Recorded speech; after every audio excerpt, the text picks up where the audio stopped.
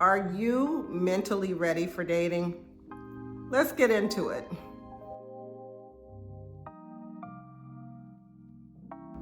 I've talked about this before, right? I talked about how I was in this very traumatic and abusive relationship for a very long time. And when I got out of that a few years later, I thought, okay, I'm ready for dating. I'd done the work, been, to the therapist for months and months and months. And they would release me to the wild and said, you're ready.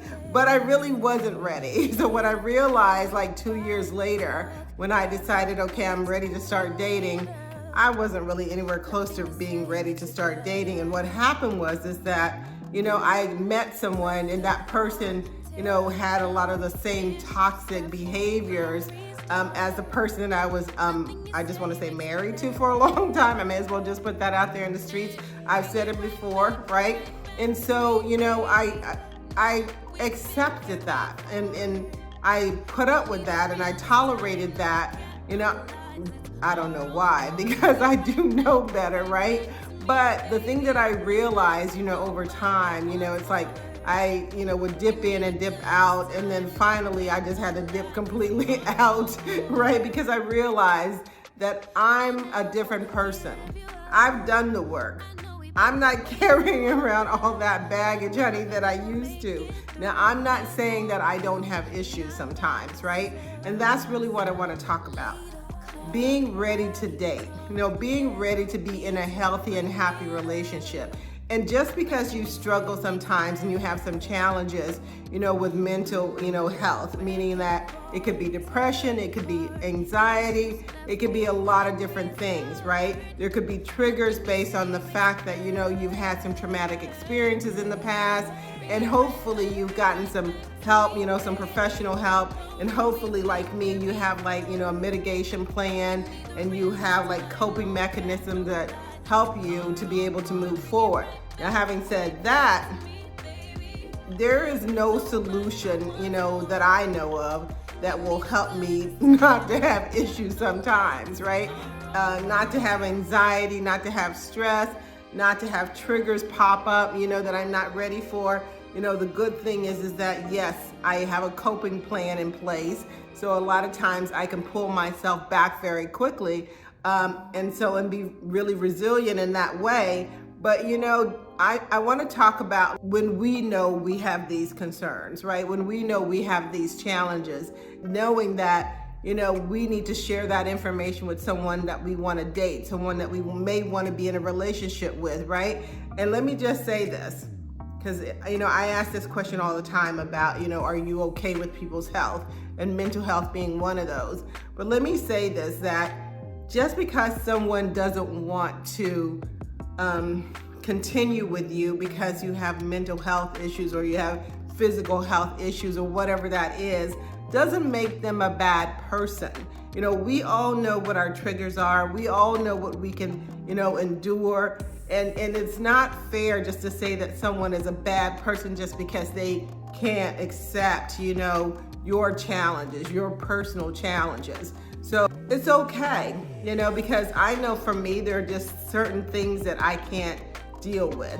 I can't handle because they're going to be triggers for me. So I'm okay with like saying, no, I'm sorry. It's been nice meeting you. Maybe we can be friends, whatever that is, honey. I don't know. But it's okay for those people to say no, right? Just like it's okay for you to say no. If you meet someone and you're like, you know what, I can't, be honest about that. You don't have to be mean or you don't have to ghost someone. Just say to them, this is something that concerns me and I'm not sure how I'm going to be able to handle this as part of dating or as part of being in a relationship. Honesty is very important. It's just how you put the energy out there, how you say things to people, how the message is delivered that makes the difference. So, be kind and thoughtful, but be honest, it's okay. Now, let me talk about something else because, when we talk about people who have mental health issues or challenges, let's just say that, right? And we talk about the people who want to be in relationships with them or want to date them. one of the things I would encourage, one, that you're healthy yourself, right? And the other thing is that you're not there to save them. You're not there to care for them in a way to where you become their therapist or their doctor or their coach, whatever that is. That's not your role. Your role is to care for them and love them and hopefully, build something with them that's substantial. But it's not to be their caregiver. And I'm not talking about people who are terminally ill or anything like that.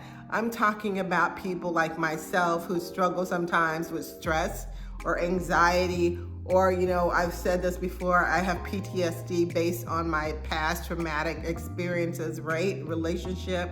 And so it's okay, but it's not your place. And it doesn't matter if you're a psychiatrist, honey, or a therapist or whatever you are, it's still not your place to try to fix them or to excuse things that they do, right? It's your place to support them and to love them and to care for them like you would care for anybody else. But if you have a person or a partner that you're dating or you're in a relationship with and they have some challenges, when it comes to mental health, the best thing that you can do is encourage them to seek professional help, right? The worst thing I believe that you can do is try to take on that responsibility yourself. Because I don't think it's sustainable when it comes to a relationship.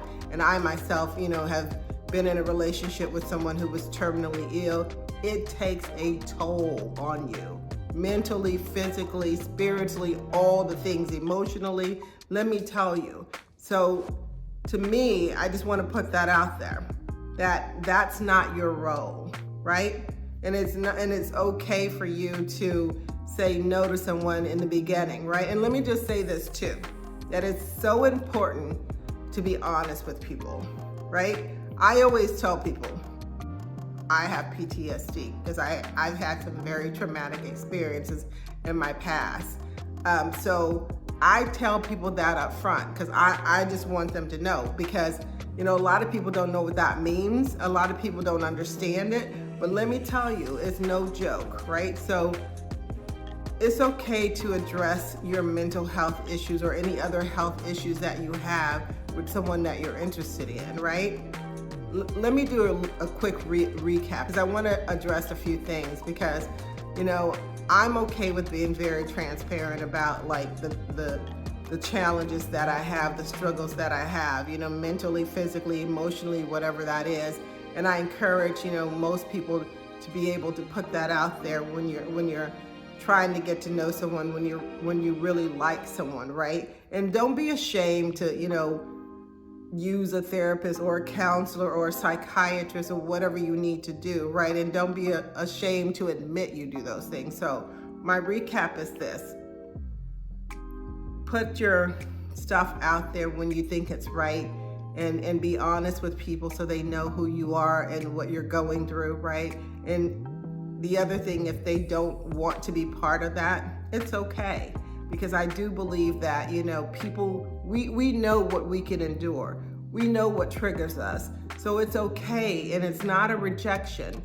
It's more about, I know that I can't do this because it's not going to work long term, right? And there's nothing wrong with that.